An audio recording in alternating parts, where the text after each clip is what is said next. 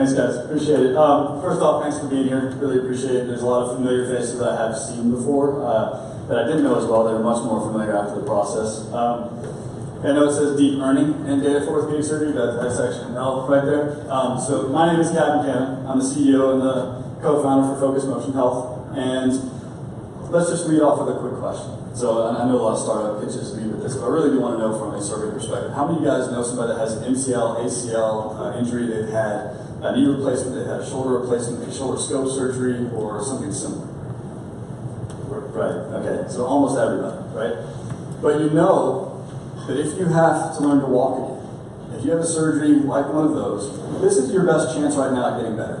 Sheets of paper with handwriting on them, pieces of plastic that are essentially human protractors for measuring how well you're doing, applications that are free online that require you to hand enter all of your data, and fairly expensive devices or simple orthotics that are made of stamped metal, neoprene, and Velcro that they charge $700 or $1,200 for that are reimbursable expenses.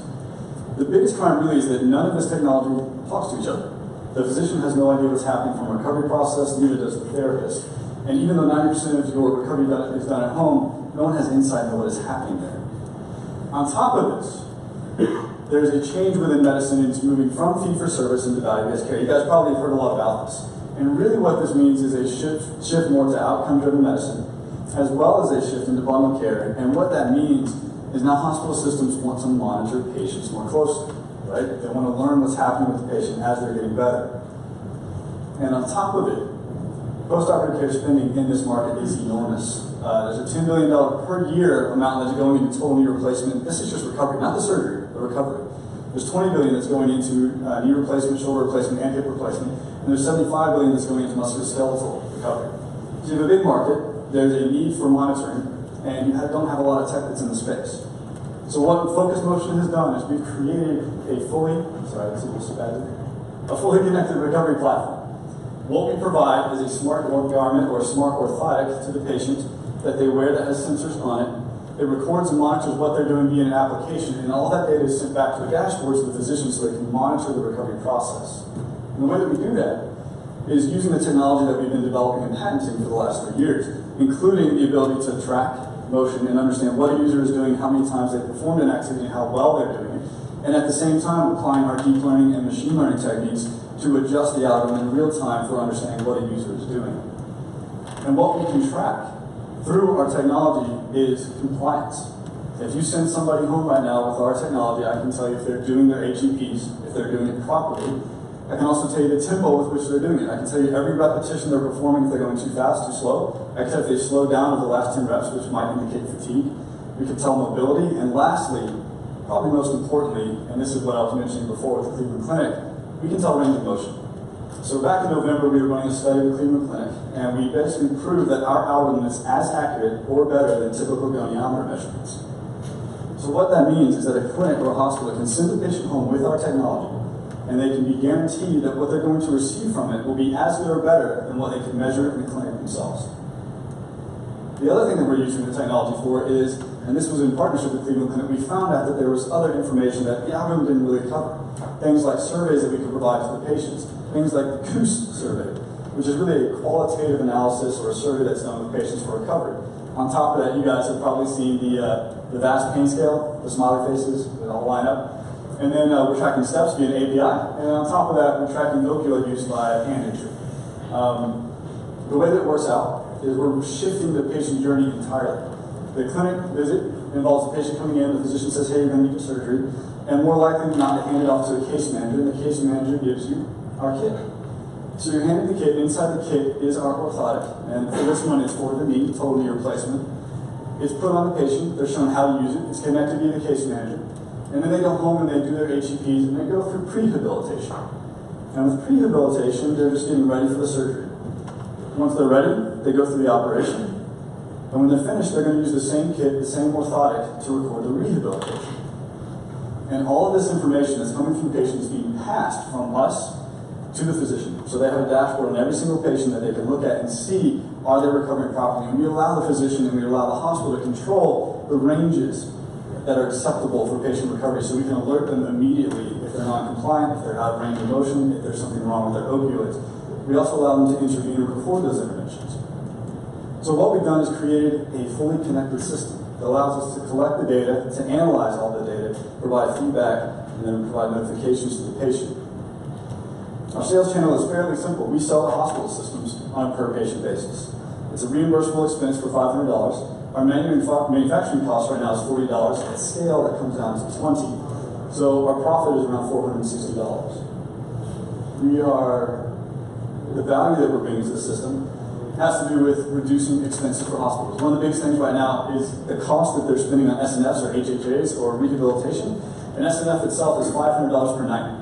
And oftentimes they're spending 10 to 20 nights in an SNF. And reducing that even by 1 night pays for our product. On top of that, because our BOM is so low at $40, we can sell it for $400 and the hospital can get reimbursed for $500. So now they're making a profit as well as reducing their expenses. And the biggest piece about what we're offering is we do not impact physician flow at all.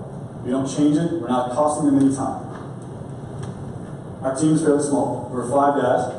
It's me and my co-founder with the dumb MBAs, and we have some fairly brilliant engineers from SDK, also algorithm development, and then we also have a medical advisor who's a orthopedic surgeon at Cleveland Clinic. And the patents that we received, we started filing in 2013. We received them in 2016, and as far as the studies that we're doing, we finished the validation study in Cleveland Clinic in November. We were published in the Journal of Shoulder and Elbow Surgery really about 10 weeks ago. And we started the second study on 25 patients today. So we're literally on 25 patients with our new orthotic today at Cleveland. We'll be launching a full control clinical trial by the end of the year. And we're currently pitching, thanks to all of the introductions from Stadia, every single hospital system in St. Louis, including Mercy, who we like a lot. And we're also pitching groups like HSS, Cedars. We're contacted with Dr. Lemak and Dr. Andrews as well. And from a competition perspective, it's really limited to just 2 people at this point. It's got your brace and joint manufacturers. And from that perspective, it's fairly limited because they lack the core competency to create what we can build. They've really done great in metal fabrication, they're good at plastic and parts and shipping. They are not good at machine learning, they're not good at data interpretation. And then there are startups out there that are a little bit competitive with us, but they're 3 years behind in development. They're also definitely, if they launch, in violation of one of our patents. And on top of it, we haven't seen any of them being clinically validated. From a timeline perspective, what we're looking to do is, we finished the JSS publication for this year. We have the second study that's going on at Cleveland Clinic right now. We're developing our FDA consultant relationship as well, just to make sure that we don't have to require FDA approval. We'll have our second journal publication coming out. We'll have hopefully our St. Louis controlled clinical trial coming up towards the end of the year. And we'll also be researching and developing our ACL-MCL solution. For 2019, we'll begin direct sales to hospital systems in January. Then we'll have our third publication, as well as finishing our Cleveland trial, and then beginning our ACL-MCL sales. And then one of the bigger markets for us is total shoulder replacement, which we hope to finish the garment here, and using Dr. Aaron Chamberlain, who's a physician in St. Louis, for the shoulder trial. The reason I'm here, and the reason kind of what we're raising on, is to finish all of those milestones. So we're raising $2 million to take us the next 24 months. The use of funds will be directed specifically into accomplishing those development goals, including knee and shoulder development, as well as the scope surgeries. We'll be hiring engineering and sales and operation teams to meet those goals. And on top of that, we'll be needing to meet the legal requirements. And what I'd like to leave you with is that what we've presented is kind of neat. Like the ability for my company to go out and to track patients in real time and give feedback to physicians is interesting.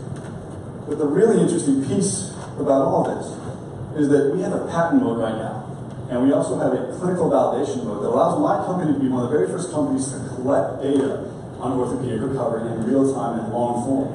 And what you could do with that is you could apply correlational insights for every patient that's recovering and eventually build a diagnostic AI that could help make recommendations to the physician, to the therapist, for how you should recover on a daily basis. So what we are building now is a collection, analysis, feedback, and reporting tool. But what we will be building is a deep learning tool that creates a diagnostic feedback portion that allows optimization for every single patient to recover better and recover differently. And to us, that's really what reshapes this entire industry forever. Thanks so much.